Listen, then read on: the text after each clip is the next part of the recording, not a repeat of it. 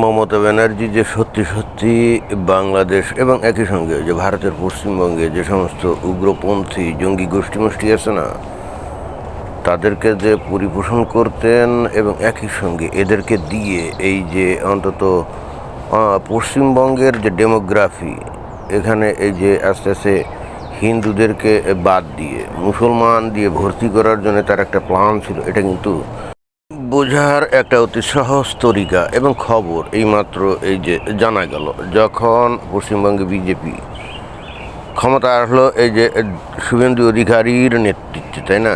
ঘটনাটা কি এখানে যে দেখা যাচ্ছে একটা খবর, একেবারে তরতাজা খবর।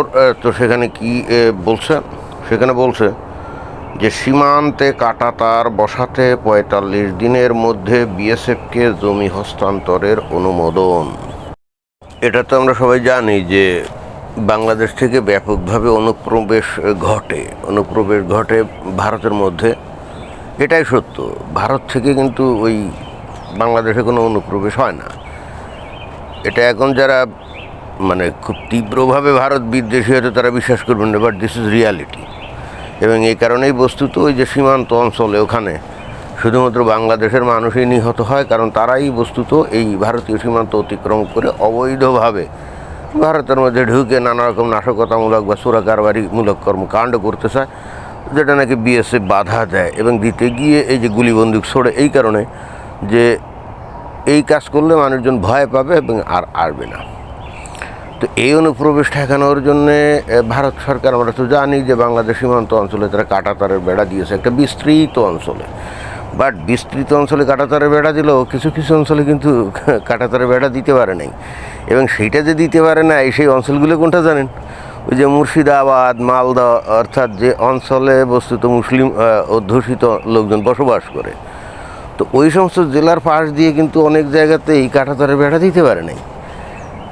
কাঁটাতারের বেড়া দেয় হলো কেন্দ্রীয় সরকার তারাই দেয়। এবং এখানে ওই যে অঞ্চলে কাঁটাতারের বেড়া দিবে ওই অঞ্চলের যে রাজ্য সরকার আছে তারাই কিন্তু জমি অনুমোদন দিতে হয়। তারা যদি জমি অনুমোদন না দেয় তাহলে কিন্তু কাঁটাতারের বেড়া দিতে পারে না। অর্থাৎ পশ্চিমবঙ্গে মুর্শিদাবাদ, মালদা অঞ্চলে ওখানে কেন্দ্রীয় সরকার যে কাঁটাতারের বেড়া দিতে গেলে কিন্তু পশ্চিমবঙ্গকে, অর্থাৎ পশ্চিমবঙ্গের যে রাজ্য সরকার, তাকে কিন্তু ওখানে জমি অনুমোদন দিতে হয়। তো এই গত 15 বছর ধরে তো ওখানে মমতা ব্যানার্জি ছিল। তো সে কিন্তু কি করছে, এই কেন্দ্রীয় সরকার বারবার অনুরোধ করছে এই রাজ্য সরকারকে যে আমাদেরকে ওই মালদা তারপরে মুর্শিদাবাদ সীমান্ত অঞ্চলে আমরা কাঁটাতারের বেড়া দেবো, তো ওই অঞ্চলে আমাদেরকে জমি অনুমোদন দাও। কিন্তু মমতা ব্যানার্জি কোনো দিন এই অনুমোদন দেয় নাই, না দিয়ে আরও উল্টে কেন্দ্রীয় সরকারকে গালিগালাজ করতো। এবং ইন্টারেস্টিং ব্যাপার হলো, দেখবেন যে সমস্ত সীমানা অঞ্চলের যে সমস্ত জায়গায় হিন্দুদের বসতি, ওই সমস্ত অঞ্চলে ঠিকই কাঁটাতারের বেড়ার জন্য কিন্তু ওই রাজ্য সরকার অনুমোদন দিয়েছে। বাট মুসলিম অধ্যুষিত অঞ্চলে ওই পশ্চিমবঙ্গের ওইখানে অনেক জায়গাতেই দেয় নেই। কেন দেয় নেই? উদ্দেশ্যটা কি? উদ্দেশ্য, কাঁটাতারের বেড়া যখন না থাকবে তখন খুব অবাধে এই বাংলাদেশ থেকে জঙ্গিবাদী গোষ্ঠীর লোকজন বা চোরাকারবারি বা মানে যারা নাকি বস্তুত ভারতের মধ্যে নাশকতামূলক কাজ করতে চায়, তাদের যাতায়াতের সুবিধা হয়ে যায়। তো মমতা ব্যানার্জির উদ্দেশ্য হইতেছিল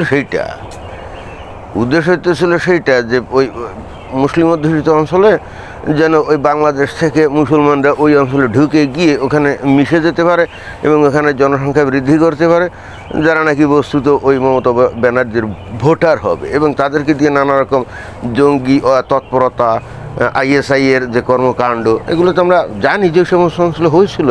মাদ্রাসাগুলোকে কেন্দ্র করে সেখানে জঙ্গি আস্তানা ছিল, বোমা টোমা ছিল এবং এই সমস্ত বোমার বিস্ফোরণও ঘটছে, এগুলো তো আমরা জানি।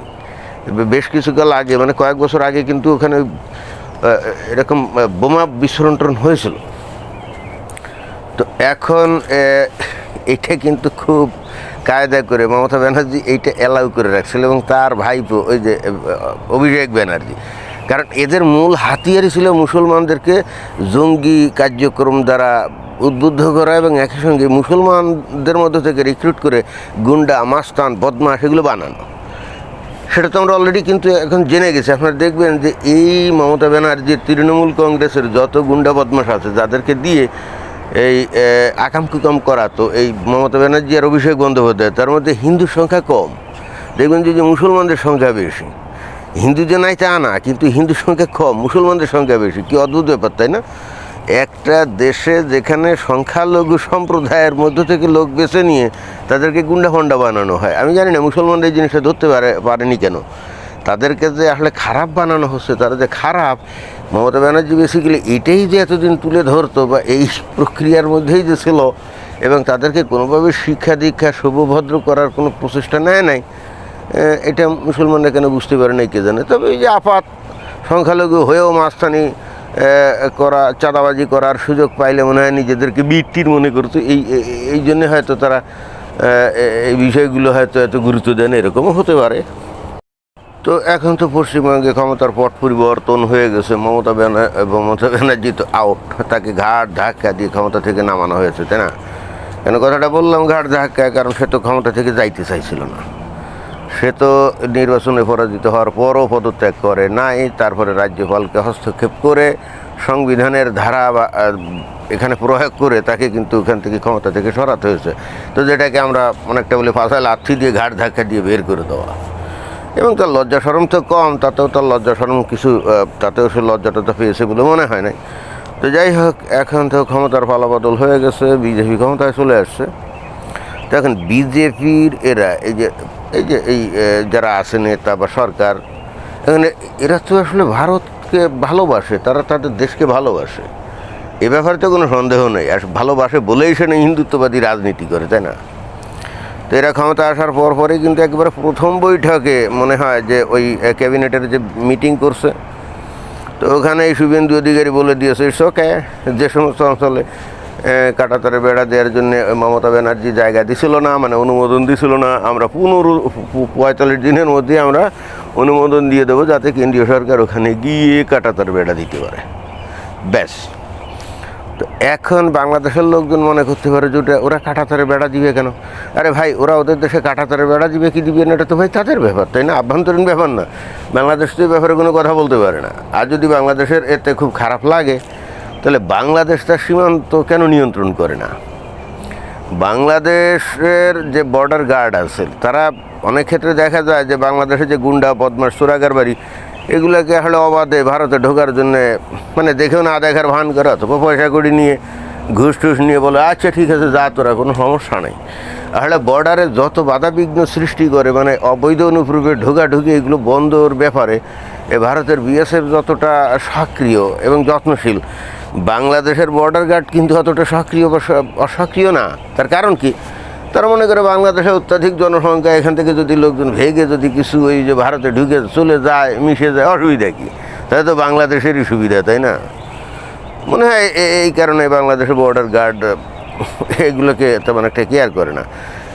এবং যদি কেয়ার করতো তাহলে তো ওই যে প্রতিনিয়ত ওই যে সীমানার মধ্যে ওই যে চোরাকারবারি বা যারা নাকি ঢোকার চেষ্টা করে ভারতে, তারা তো মারা যেত না, তাই না? এবং অবশ্যই আপনারা খেয়াল করবেন যে বাংলাদেশের লোকজন যে ভারতের ওই সীমানায় মারা যায়, এরা কেউই কিন্তু বাংলাদেশের সীমানার মধ্যে মরে না, সবাই মারা যায় কিন্তু ভারতের সীমানার মধ্যে, অর্থাৎ সেখানেই অনুপ্রবেশ ঘটে। এখন যখন এরকম ওই বিএসএফ গুলি টুলি দিয়ে তাদেরকে মারে, তখনই দেখবেন যে বাংলাদেশের সরকার বা কিছু লোকজন একবার ভারতের বিরুদ্ধে বিষোদ্গার করে। কিন্তু হ্যাঁ, এই লোকগুলো একবারও কিন্তু উল্লেখ করে না যে লোকগুলো যে অবৈধ অনুপ্রবেশ করছিল এবং ভারতের মধ্যে ঢুকছিল অবৈধভাবে, তো সেই ক্ষেত্রে তাদের আইন অনুযায়ী তারা ব্যবস্থা নিয়েছে, তাই না? আপনার বাড়িঘরের মধ্যে কেউ যদি অবৈধভাবে ঢুকে কোনো কিছু অধিকার করার চেষ্টা করে বা আপনার বাড়িঘরই দখল করার চেষ্টা করে, তো কি আপনি বসে বসে কি আঙুল চুড়বেন? বলেন। ধন্যবাদ।